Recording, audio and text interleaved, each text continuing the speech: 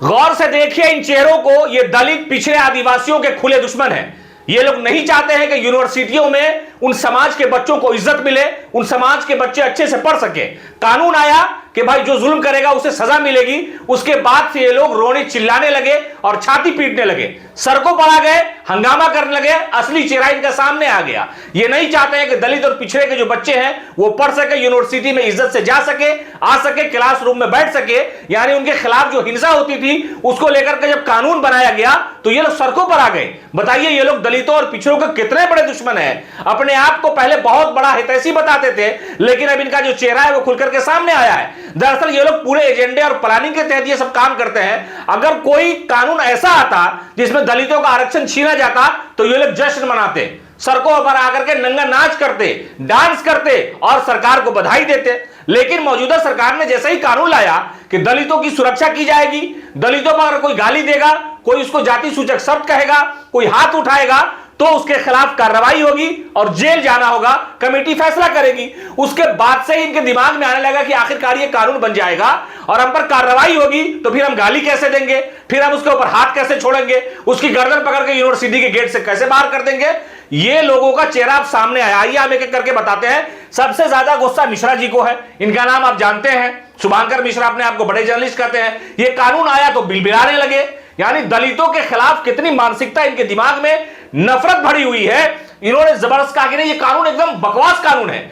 उसके अलावा ये मनीष कश्यप है, इसको तो जानते ही है, हर जगह ही ठोकाता रहता है।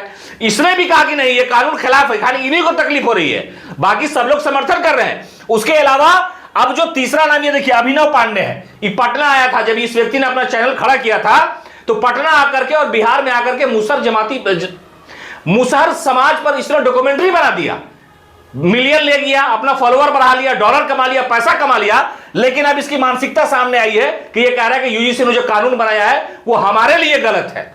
यानी जिसके लिए बनाया वो कह रहा है सही है। उसके अलावा ये अभिनव है और कई सारे, इसके अलावा कई सारे ऐसे लोग हैं जो इस यूजीसी कानून का विरोध कर रहे हैं। दरअसल इनकी मानसिकता ऐसी है, यानी शुरू से जन्मजात ये लोग आदिवासी, दलित और पिछड़ों के दुश्मन रहे हैं। इसलिए इनके दिमाग में जो खुराफात भरा हुआ है कि उन पर जुल्म किया जाए, उन पर ज्यादती की जाए, उन्हें नीचे दबा दिया जाए। लेकिन इनको पता नहीं है कि बहुजन समाज का एक एक व्यक्ति जो है इस वक्त उस कानून के साथ खड़ा है और स्वागत कर रहा है। यूनिवर्सिटियों में जब बच्चे जाएंगे, दलितों के, पिछड़ों के, मुसलमानों की जो बड़ी आबादी है, बड़ी संख्या है, वो दलितों के साथ मजबूती से खड़ी है। ऐसे लोगों को आप गौर से पहचानिए।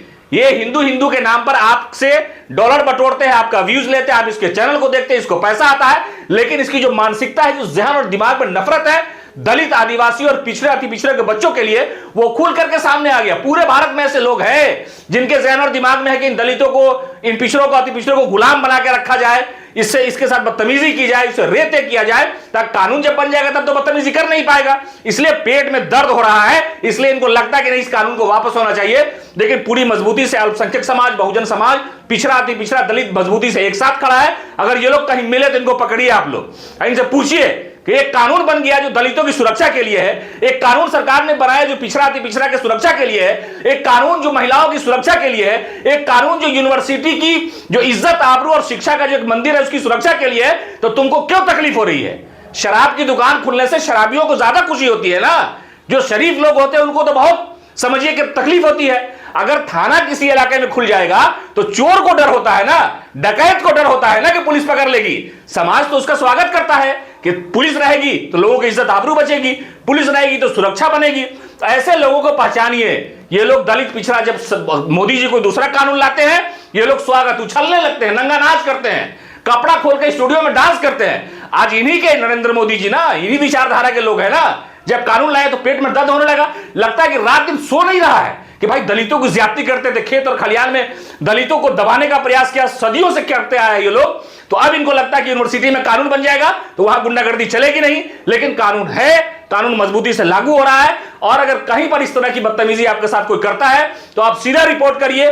पूरा बहुजन एकता एक साथ है और 90% की जो आबादी है हमेशा से कानून और संविधान को मानती रही है और इन लोगों की मानसिकता आपके सामने आ गई है।